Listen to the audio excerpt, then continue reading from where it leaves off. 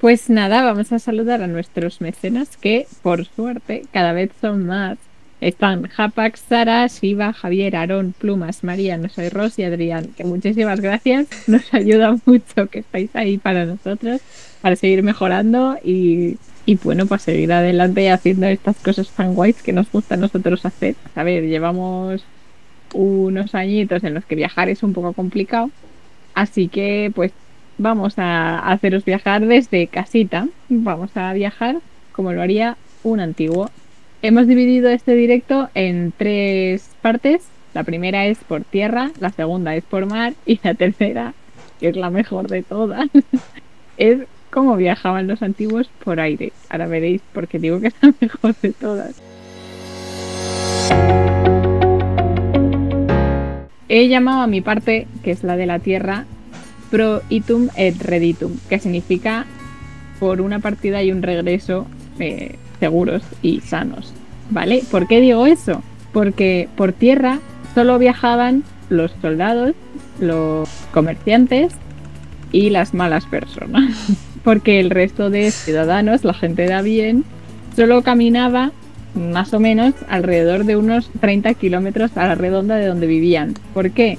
Porque así podían ir a donde tuvieran que ir y regresar antes de la puesta de sol, para no estar en caminos por la noche. Viajar no era para todo el mundo, porque eran 2 cosas. Primero, muy peligroso y luego muy caro. Era muy peligroso porque si estabas en los caminos por la noche y de día también pasabas por bosques, pasabas por sitios en los que había los malhechores y las malas personas que viajaban por tierra. Por tierra, entonces, ¿cómo se viajaba? Viajaban por las famosísimas vías romanas, calzadas romanas, carreteras, como lo queráis llamar. Tenéis una foto ahí como de el metro, pues una foto de estas vías que conectaban Roma con todos los puntos de su imperio. Si veis, era una red enorme. Llegaba hasta Britania, llegaba hasta parte de África, crearon para que los soldados pudieran llegar bien pues a los sitios en los que necesitaban conquistar, que fueran cómodos. Ayudaron también a que se fomentase el comercio, que la gente pudiera ir a sitios más lejanos más rápido para comerciar, y con ello pues se levantó bastante el auge del imperio.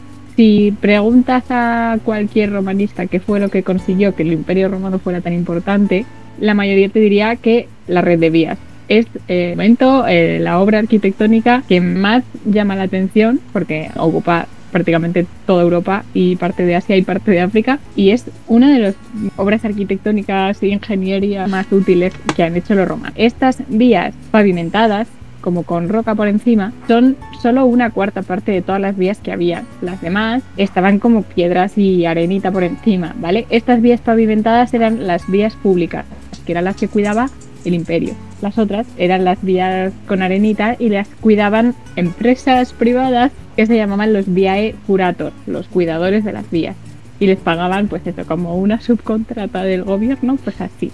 Las vías así que conocemos como típica calzada romana eran solo unas de ellas. Gracias a estas vías romanas, una persona normal podría caminar 30 kilómetros al día. Los soldados, cuando tenían que ir en campaña un poco rápido y todos corriendo, podían doblar esta velocidad, podían hacer 60 kilómetros al día. Un carro average podía también rondar los 60-70 kilómetros al día. Comparado con otras civilizaciones de esa época, eran los que se movían más rápido por tierra. Por mar es otro rollo, ahora lo vamos a ver, pero por tierra los romanos fueron los más rápidos durante muchísimo tiempo. Si pasamos a la siguiente foto, es un cuenta kilómetros.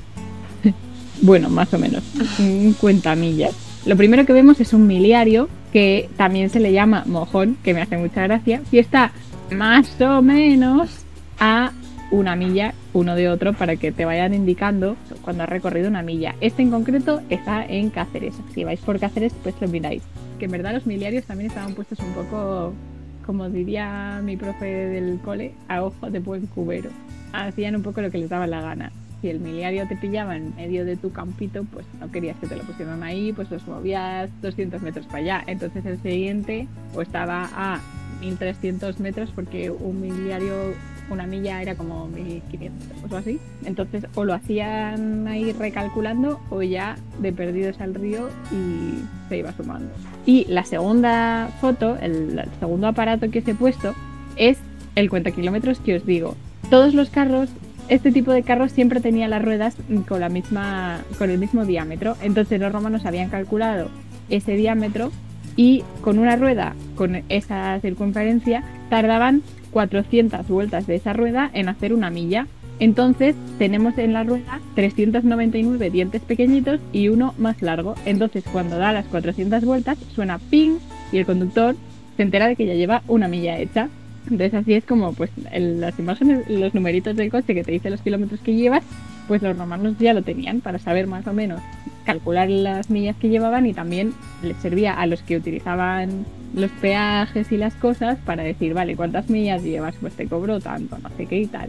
Entonces estaba eso todo bien pensado. Ahora, vamos a hablar del correo, porque el correo normalmente se enviaba por tierra.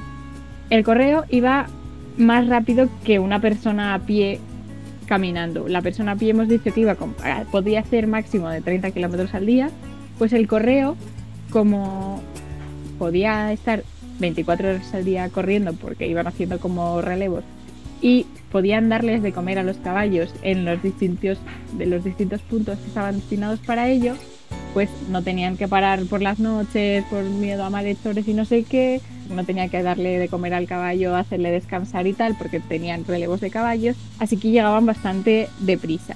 Estos cambios de caballo que digo, y si no son cambios de caballo, pues sitios donde darle de comer al caballo y descansar un poco y tal, eran como las gasolineras de ahora, pero había de dos tipos. Una era la mutatio, que eran como ventas pequeñitas que solo servían de comer y estaban como a 15, 17, 18 kilómetros una de la otra. Sería como sales de tu casa, llegas a una mutatio y como mucho llegas a otra, pero no más de 2 mutatios al día. Y luego cada 2 mutatios había una mansio, que era donde ya había camas, se podía descansar, también había comida y todo eso. Después tenemos unos registros de correos, de mensajeros especiales que hacían todavía muchísima más velocidad, muchísima más distancia, muchísimo menos tiempo. Por ejemplo, tenemos un mensajero que fue de Roma hasta Clunia que está cerca de Burgos, que se hizo 2000 kilómetros en una semana. Eso era una locura, ¿vale? De normal se hacían como 250 kilómetros al día los que iban muy muy rápido y no paraban. Tenemos otro mensajero que fue desde Mainz, Alemania, a Reims, Francia, y hizo 2100 kilómetros en 9 días. Y lo normal en hacer 2000 kilómetros era como un mes y medio o así. No era lo normal. Eran algunos que igual se han venido un poco arriba al escribir lo que han tardado porque tenían que rendirle cuentas al jefe o algo así. Pero lo normal no era eso. Habíamos dicho que viajar es peligroso, pero también que es caro. Tenemos, ¿cómo se dice? Tenemos como facturas de los peajes y de las mansio y todas esas cosas que hemos dicho, que decían que viajar en carro costaba más o menos 1 denario por kilómetro. Uf. Ya. Según la Biblia, 1 denario era el sueldo de un trabajador. Entonces imagínate, tienes que hacer 3 kilómetros, te dejas el sueldo de 3 días. Entonces solo se viajaba por tierra si tenías una buena excusa, si no podías hacerlo por mar por cualquier razón. Por tierra, como era tan caro y tan peligroso, pues solo viajabas cuando era ultimísima necesidad. Tenemos bastantes fuentes, la verdad, ¿eh? Una de las fuentes que tenemos es el itinerario de Antonino. Se hizo un montón de viajes y los escribió: cómo viajaba, los sitios a los que iba, dónde se tenía que parar, cuánto le costaba, todas esas cosas. No nos ha llegado el original, nos llegaron copias posteriores, pues como nos ha pasado con el 90 y muchísimo por ciento de las obras clásicas. Otra de las subfuentes más importantes que tenemos es esta mujer que sale aquí arriba, que escribió un libro que se conoce ahora como los viajes de Egeria. Egeria era una mujer gallega, entiéndase, era romana, pero de la parte que ahora es Galicia, ¿vale? Que viajó desde Galicia hasta Tierra Santa. Hay algunas teorías que dicen que igual no era gallega, sino que llegó a Galicia haciendo el Camino de Santiago o algo así. Es súper interesante, primero, porque es una mujer escribiendo, pero es que luego no hablaba nada de ella, solo sabemos que se llama el documento Los viajes de Egeria, pero no habla nada de ella. Nos habla de un montón de paisajes y la verdad es que está súper curioso. Y luego tenemos este dibujillo de abajo, la tabla peutingeriana, que es una copia del siglo XVIII, creo, de un mapa del siglo IV, que en teoría va desde Hispania pues hasta el final del Imperio Romano, pero la parte que se conserva es justo, o sea, a partir de la península itálica y tal. La parte de Hispania, Francia y tal, eso no se ha conservado. Y luego hay otra fuente que os parecerá graciosa, pero está súper currado, que es Orbis, que es el Google Maps Roman Empire Edition, y mola muchísimo. Tal cual, el Google Maps, tú te metes ahí y es el Imperio Romano en el Google Maps. Por tierra teníamos este panorama. Ahora vamos a ver qué panorama había por mar. Os podéis suponer que el viajar por mar era otro fregado impresionante, porque al final dependes de muchos más factores que, bueno, os cuento ahora, pero el caso es que, de ser posible, es casi más seguro el viaje terrestre. ¿Problema del viaje terrestre? Pues por ejemplo los bandidos o dónde hospedarte. ¿Problemas del viaje marítimo? Pues todo lo demás, todo lo que se os pueda ocurrir. ¿Por qué se hacen viajes marítimos? Depende de cada zona. Hablando primero de Grecia, el motivo os lo contábamos en el hilo que publicábamos esta semana. Grecia es súper montañosa, entonces una cosa es ir utilizando las vías del Imperio Romano para recorrer, pues eso, 30 kilómetros, otra cosa es cuando tienes que recorrerte 100 y además tienes que atravesar montañas, que a ver, las montañas de Grecia no son muy abruptas porque son muy antiguas, pero sigue siendo una montaña. Entonces subir 1500 metros no siempre apetece. Así que al final en Grecia era mucho más fácil hacerse a la mar. Y sobre todo con todas las islas que hay entre los territorios de Grecia, ¿no? Entre Magna Grecia, que está al sur de Italia, y la península helénica hay mucha costa. Entre el Grecia peninsular otra vez y Asia Menor, es decir, la costa occidental de la actual Turquía, hay un montón de islas, las Cícladas. La navegación que se hace en la antigüedad es siempre o casi siempre de cabotaje, es costera. Y en Grecia eso lo tienen muy fácil. ¿Qué pasa en Roma? Bueno, los romanos son criaturas terrestres, y es que lo son siempre. Hasta la llegada del imperio, cuando empiezan a expandirse, no empiezan a copiar tecnologías que, por ejemplo, ya tenían los griegos. Y lo que hacen en la República cuando tienen que combatir, o sea, cuando tienen que atravesar mar, es ir en barco y luchar en tierra. Sí que es verdad que cuando cae la República, Roma se empieza a hacer más a la mar porque al final lo necesitan, y ya con el imperio, con el tamaño que empieza a adquirir, es que es inviable. ¿Cómo se viaja por mar? Bueno, lo que tenéis en esta imagen son dos triremes. Son reconstrucciones de los barcos de guerra griegos. Con semejante monstruito, se llama trireme porque tiene 3 hileras de remeros. Son barcos de guerra, son muy ágiles, pero claro, al final hace falta una cantidad de hombres que, oye, no siempre es fácil de conseguir. Además, los griegos helenísticos empiezan a añadir cada vez más hileras de remeros, hasta cifras que son de 12 hileras de remeros, lo cual nos parece un poco extraño, porque fijaos que tendría que ser un barco gigantesco, pero poco manejable, teniendo en cuenta que además son barcos de guerra. Y esto ya es una nave, lo que tenéis en el dibujo de arriba a la derecha, una nave de mercancía romana, una reconstrucción. Y lo que tenéis abajo a la izquierda es un pecio. Un pecio es un yacimiento que está bajo el agua. Entonces, eso es el antiguo casco de una nave de mercancía romana, y veis que están las ánforas de transporte encima. ¿Cómo se viaja por mar?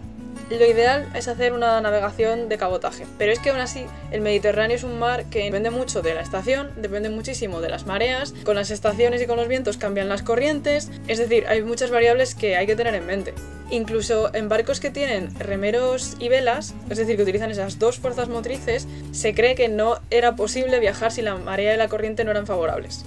Para que os hagáis una idea, el punto que está en el tacón de Italia, es decir, en el lado derecho de Italia, ¿vale?, es Brindisi, y el que está en el norte de Egipto, o sea, en el extremo abajo a la derecha, es Alejandría. Sabemos que una travesía de Brindisi a Alejandría con todo favorable llevaría unos 20 días. Eso es a la ida, pero es que la vuelta ya no te pilla la corriente y el viento de manera favorable, con lo cual la vuelta podría tardar entre 40 y 65 días. Veis que ahí hay un problema. Si se hace un análisis, además de lo que se tardaría en descargar, las toneladas que llevaría cada barco de carga, que al final eso lleva muchas horas y hace falta mucha fuerza. Otro problema añadido, que es la tripulación. Si tengo que contar con muchos tripulantes para poder mover el barco, para poder descargarlo, lo que se solía hacer era que media tripulación estaba en el barco a la ida y la otra media se contrataba a la vuelta. Eso también depende de disponibilidad, es decir, hay muchísimos factores. Total, para que os hagáis una idea, un recorrido muy habitual es ir de Ostia, que es el puerto de Roma, que es el punto que está en el otro lado de Italia, a Alejandría, porque Egipto era un punto de exportación muy importante para Roma. Eso sabemos que hacer 2 trayectorias de la misma nave en la misma estación era inviable. O sea, yo no puedo ir de Ostia a Alejandría, volver a Ostia y luego volverme a ir a Alejandría y volver a hacerlo. No se puede. No hay suficiente tiempo en la estación favorable. Os lo estamos pintando un poco de una manera un poco desagradable, pero por ejemplo los griegos más arcaicos comentan que el dinero que se están haciendo los comerciantes cuando se empiezan a hacer a la mar y empiezan a irse por las colonias es una riqueza que no se había visto nunca, y de hecho están muy en contra. Es decir, también puede ser un negocio muy muy rentable. Ahora, es como empiezan a surgir los bancos también, asegurando barcos, o sea que tampoco es tan garantizado el éxito. Paso con los viajeros aéreos, que tiene mucha chicha. El cuadro representa la caída de Ícaro, que está volando con su padre Dédalo. Entonces, como viajero aéreo, se lleva la palma. No es el que mejor cumple los requisitos, que es hacer un viaje por aire, para empezar porque no lo acaba, el pobre, ¿vale? Está huyendo con su padre Dédalo, que es el arquitecto que diseña el laberinto del Minotauro en Creta. Minos les había encerrado y Dédalo, que es muy ingenioso, decide hacerse alas con cera. Se escapa con su hijo Ícaro, pero Ícaro se acerca demasiado al sol, desoyendo los consejos de su padre, sus alas se derriten y se cae al mar y se ahoga. Es el mito más conocido. Y por cierto, es una canción de un grupo llamado Bastille, que es la hostia. Buzz Lightyear no es volar, es caer con estilo. Este sí que es un viajero aéreo, vamos, niquelado. Se llama Belerofonte y está cabalgando en Pegaso, eso ya era más evidente, ¿vale? Belerofonte, que también se llamaba Hipono o Leofantes, se hace llamar, Belerofonte, una vez mata a Belero, que era un tirano de Corintos. Belerofonte, el asesino de Belero.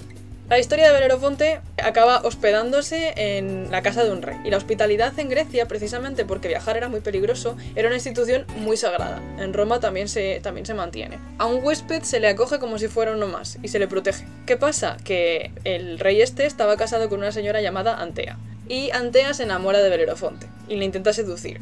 Belerofonte no está interesado, ella se pica y le dice a su marido que Belerofonte ha intentado violarla. Y el rey tiene aquí un problema. No puedo matar a un huésped porque es un crimen abyecto, pero claro, ha intentado agredir a mi mujer, no se va a ir de rositas. Así que le manda a matar a la quimera. Problema, que Belerofonte es un héroe muy ingenioso. Belerofonte ya ha matado a varias gentes, alguna bastante complicada como gigantes. Lo que hace es que acaba consiguiendo tomar a Pegaso por ayuda de Atenea o de Poseidón, va volando con Pegaso a buscar a la quimera, luego consigue introducir la punta de la lanza en la garganta de la quimera, que exhala fuego. La quimera derrite la punta de bronce de la lanza, eso se escurre dentro de ella y acaba fundiendo sus órganos vitales y muere. Entonces, bueno, mata a la quimera mala. Pobrecita. Como tampoco se iba a ir Antea de rositas, va a ella, la seduce, se van a lomos de Pegaso y cuando están volando por ahí la arroja al mar y se mata, evidentemente. Esa es una versión que cuenta Higinio de la historia, hay otras en las que no es tan sangriento, pero bueno. Este señor que se llama Arquitas, que es maravilloso, y es el viajero aéreo histórico. No necesariamente porque haga un viaje aéreo, pero porque se estudia en historia de la aviación, porque este señor, que vivió entre los siglos V y IV antes de nuestra era, se le atribuyen varios inventos muy chulos, como por ejemplo la polea o el tornillo. Y lo que me interesa a mí aquí, una especie de mecanismo articulado con alas, que se propulsaría con una especie de motor interno de vapor, y que consiguió hacer volar cerca de 200 metros, entre 200 y 300. Es una hazaña increíble. No se sabe si además estaba suspendido por algún tipo de hilo, de alambre o algo así, pero el caso es que se movía solo. También se estudia en la historia de los autómatas, pero no se sabe mucho más. Siempre resulta muy llamativo que los griegos del siglo V antes de nuestra era ya conocían la fuerza del vapor, pero no les dio por desarrollarla más. No me he podido resistir a meteros a este viajero aéreo que hizo un viaje bastante breve, pero que os tengo que contar. Egeo estaba casado, ¿vale?, en segundas nupcias con Medea, la bruja, la de los argonautas. Tuvo un hijo con ella, que se llamó Medo.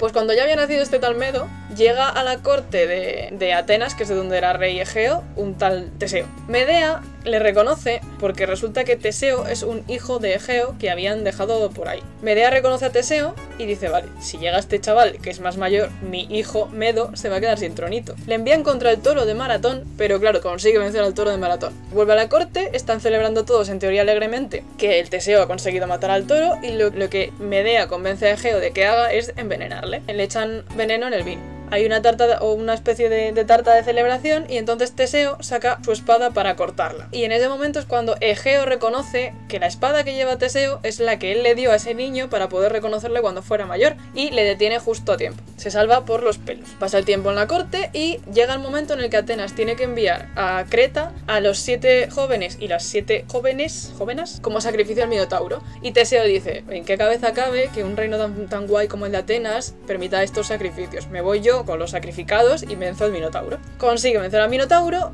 pero resulta que es muy heroico, pero un poco despistado. Cuando Teseo está volviendo, se olvida de que le había prometido a Egeo que si conseguía vencer al Minotauro, pondría velas blancas en el barco. Si no lo conseguía, mantendrían las velas de color negro que tenía el barco y por tanto sería una señal de luto. Un despiste que tiene cualquiera. Teseo no cambió las velas, Egeo vio venir el barco negro, pensó que su hijo había muerto y se tiró al mar. Viaje aéreo. Está viendo. ¿No te puedes esperar media hora?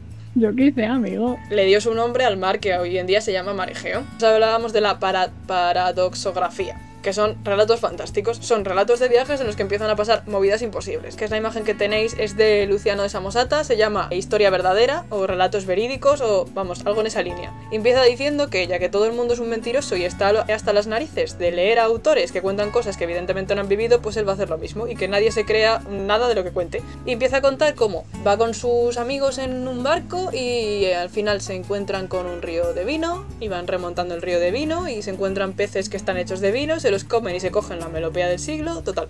Después de este episodio, que es el primero, suben al barco y de repente les aparece debajo un viento todopoderoso y empiezan a ascender, que es justo la imagen que tenéis en esta ilustración. Durante 7 días y otras tantas noches, dice literalmente, fueron ascendiendo por el aire y al final llegan al reino de la luna.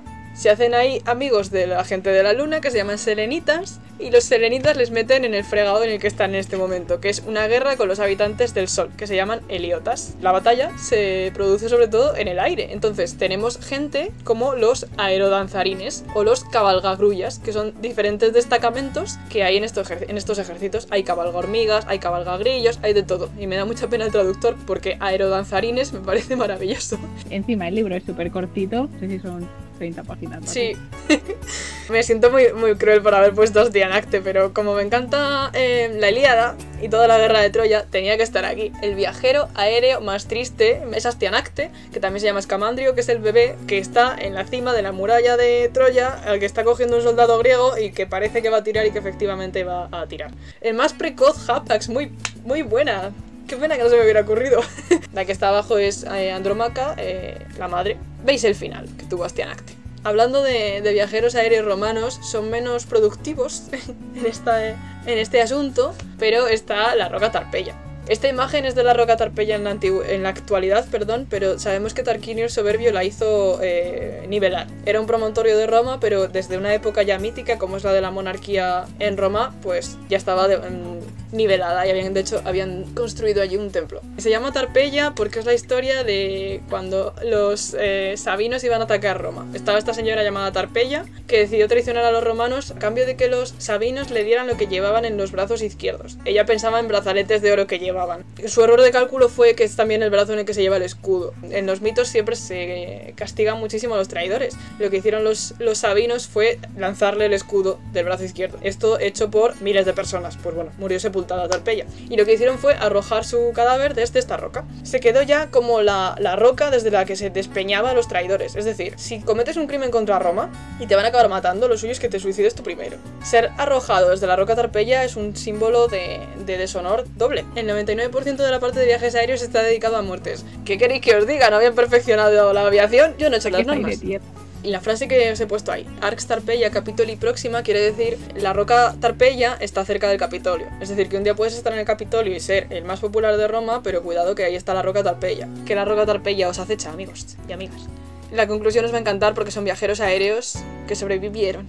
el premio a la constancia, que es el Anopheles, que es este mosquito que es conocido por transmitir la malaria. ¿Y por qué os lo cuento? Porque investigando toda esta parte he descubierto que hay testimonios de que ya había malaria en Grecia, porque hay autores que describen síntomas y tipo de fiebre y la duración de la enfermedad de una manera súper específica. O sea, que muy probablemente ya existía la malaria en Grecia, así que el premio a la constancia a estos viajeros aéreos se lo llevan los mosquitos Anopheles. Pues, bueno, gente, sí. Que muchísimas gracias por haber estado aquí comentando, que nos ha encantado, nos lo hemos pasado súper bien, ha estado súper gracioso y esperamos que os haya gustado mucho. Pues nada, que ha sido un placer. Chao.